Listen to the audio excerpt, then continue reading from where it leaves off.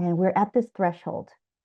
The solstice, as we know, is not just a season, it's a sacred turning. And today is the 17th, and solstice is on the 21st. So I'm looking at my calendar because of where I am. It says the 18th, but I know we're connected. So we are, in fact, at a threshold moment approaching this winter solstice. Here we go. It is the longest night of the year. It's a sacred pause in the great turning of the earth. And we're invited into the depths of it. And so we begin at this threshold and this sacred turning as well. And you know, the solstice is a sacred teacher. It's not just a date on the calendar, but it's also an energetic invitation. And so the earth, in her wisdom, withdraws into stillness. And that's something that hopefully we're all very, very familiar with. And stepping into this darkness isn't something to fear. It's something to revere. And so, let's see, I'm switching apps here. All right, here we go. She teaches us this, that dark is not to be feared and that it is sacred. And in the dark, this is the womb space of creation and the cave of becoming. And so as we look into nature, and Lori was just talking about nature earlier in her ministry, nature doesn't resist this descent. She moves with trust, and we're invited to do the same because we and planet Earth are one and the same, right? We're part of this earth. We're made of this earth. We belong to Earth, and Earth belongs to us. So we are part of nature. So nature doesn't rush her becoming. She trusts the cycle, and so must we. And so let's talk a little bit now about shadow work and this inner winter. So as winter arrives outwardly, we're also called into our own inner winter, a space of deep, deep shadow work. And this is the season of the inner winter, where we're invited to meet our shadows with reverence. Now, shadow work is not about fixing ourselves. It's about making space to feel what we've long suppressed. For some of us, our entire life, right? There's grief, there's rage, there's shame, fear, guilt, just to name a few. And that's just the beginning. And here's why this matters, not just emotionally, but energetically. Our suppressed emotions, they don't just weigh on our heart, but they crystallize in the energetic field. And shadow work, it doesn't just help you feel, it frees your life force, giving you a greater expression of the light, the Christ light that is within you. And when we go deep, resistance always shows up right at the edge of transformation. And this is really, really important because how many times have we come up to resistance and then we just say, okay, I can't do it anymore. And then we give up, right? So this is really important. I'm going to repeat this maybe a couple more times because resistance rises not because we're weak, but because we're standing on the precipice, on the edge of change. That's really, really important, especially when we get into those hard crevasses, I call, of shadow work where we just don't want to go any farther. And so this work, make no mistake, is not easy. In fact, sometimes the scariest thing is that we get to go there alone, right? Just like we were born alone. Seems like a scary thing, just like we transition alone. We get to go to those scary places alone, and shadow work's one of them. You know, we may want our family and our friends to walk us through the darkness, but the truth is they often can't. They may not speak the same language. They don't know where we are or what, in fact, we're moving through. It's like asking someone who's never been on a mountain to guide you through a blizzard on that mountain.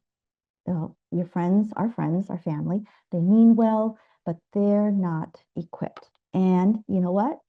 That's okay. Because that's a shadow we get to process as well, right? And also, when they don't get it, that's when we call in our guides. That's why those of us who are on this path turn to a quantum living coach. And we have many, right? We walk each other through the process. We have master coaches, we have mentors, we have trained way showers, because you can't take someone somewhere that you have not been. You know, I always say, you can't give what you don't have. And so, for those of us who are coaches, this is our call to stay on our own work, to be willing to descend again and again into the shadowy places, not because it's comfortable, but because it's loving. It's loving to ourselves and to the world. And so, um, I was talking about resistance. I'm going to come back to that here. So resistance shows up at moments of growth, not because we can't do the work, but because transformation is underway. So whenever you run into resistance, as you walk yourself through this solstice time, as you walk yourself through this shadow process, know that you're on the precipice. You're on the cusp of something amazing. You're about to free some part of you that is lodged in your body. So pay attention to that. It's your body's signal that something new is about to be born, and you're really close to the edge. So fearlessness is not the absence of fear. And we all know this, and it sounds like a lot of lip service, but it's so true. Fearlessness is the willingness to meet fear with presence, regardless of how it feels. And because you're here and you're doing shadow work, I know that you're already fearless. And it's fearlessness is the courage to stay when everything in you wants to run. And so I'm going to share. Hold on one second. Let me take a look here. Here we go. I'm going to share with you a time when I met that edge, when I felt misunderstood and I had to choose my own clarity. So there was a season when I was in the thick of really deep inner work. Things were unraveling and revealing themselves inside me. You know, old pain, ancestral memory, waves of grief. Um, you know, that feeling where you kind of want to like, oh, this is really uncomfortable. I want to peel off my own skin, or, you know, the nausea, the lump in your throat, all of it. And because I'm a woman, I needed to speak it out loud, you know, oral processing. So I reached out to someone close to me, a friend I loved and I trusted, and I opened my heart. I shared what I was feeling and what I was seeing that was going on with me. And I could feel it instantly. All of it came up, and I feel it, I felt it, I saw it because I spoke it, right? The other person, they didn't get it. Not because they didn't care, but because they didn't know how to meet me at that depth. They didn't have the language, they didn't have the experience, they didn't get it, right? And so I was not met. And my first instinct was to doubt myself, you know, that, oh, should I have shared that? You know, maybe I was being too intense, or maybe I was losing my footing, or maybe I was having a psychotic break and I was going crazy, right? And we have those moments when we kind of self-doubt. And then I became really still. I stilled myself. And I took a moment, took a breath, and I listened inward. And I asked the only question that truly mattered. Do I see myself clearly right now? Do I see myself clearly right now? A really pivotal question in those moments. And so, but the answer came through like a bell. Yes, it was crystal clear. And I knew what was moving through me. I knew it was scared, and I knew it was necessary. And even though I wasn't understood by my friend, by another person in that moment, I stayed anchored in the truth of my own sight.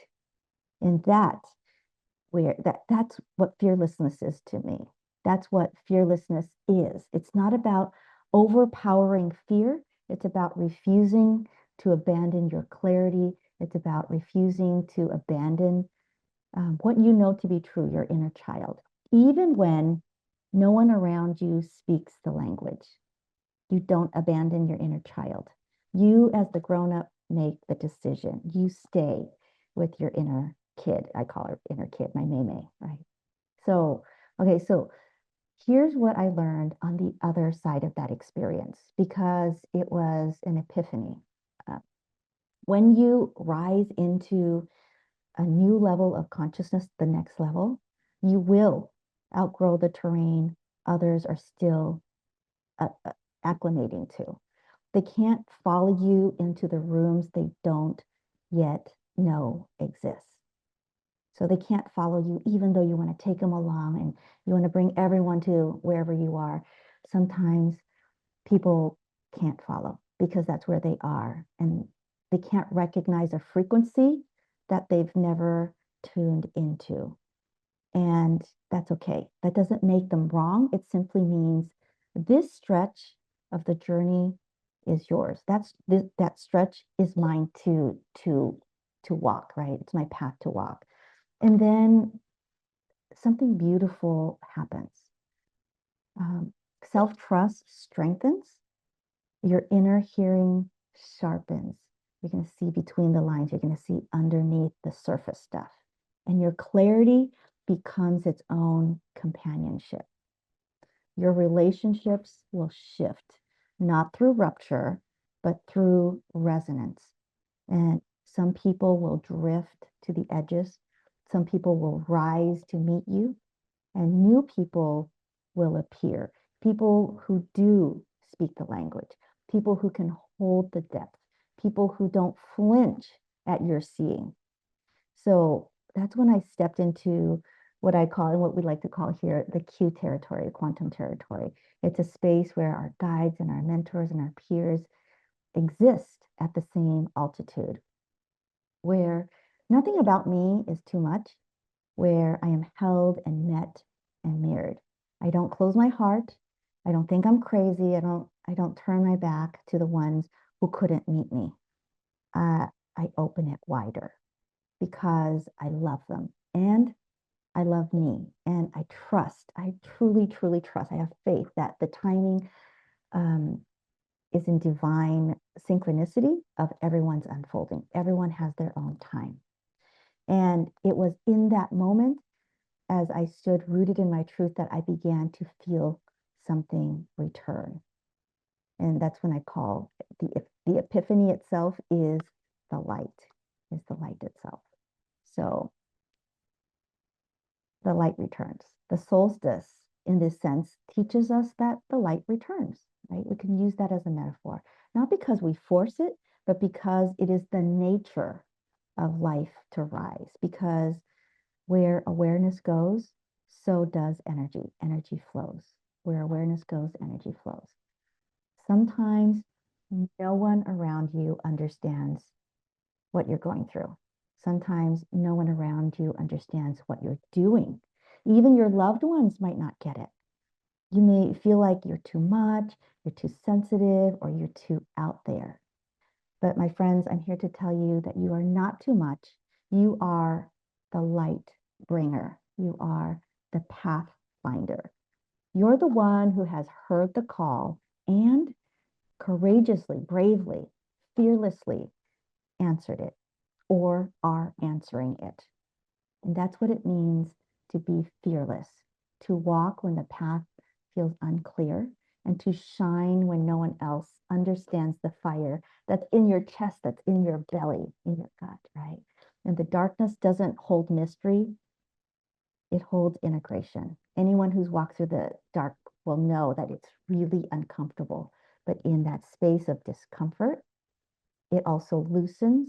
And then that's the part where you begin to integrate your old self with your new self. And there's a merging and an embodiment. So we breathe into that. So let's see what's happening with my slides because they're out of order. Here we go. So we breathe and we drop into the earth itself. And so we let our nervous system settle into the knowing that we're not alone, ever. We're never, ever alone. That this path is real, that this work that we do here really, truly matters. So let's breathe that into existence right now. Wherever you are, just go ahead and take a deep breath. And then exhale, release. Let your breath weave your shadow and your light into one wholeness. And so now let's speak this truth with me into your body, your being, and your breath. So there's a line here. I'm going to say one line and then you can repeat it. I'm going to say it twice. So the first time I'm going to say it, and then the second time you will. I honor the darkness as my teacher. Together, I honor the darkness as my teacher. I am safe to rest, to feel, to heal. Together, I am safe to rest, to feel, and to heal. The light is returning within me. Together, the light is returning within me. And I trust the sacred rhythm of my becoming. Together, and I trust the sacred rhythm of my beginning.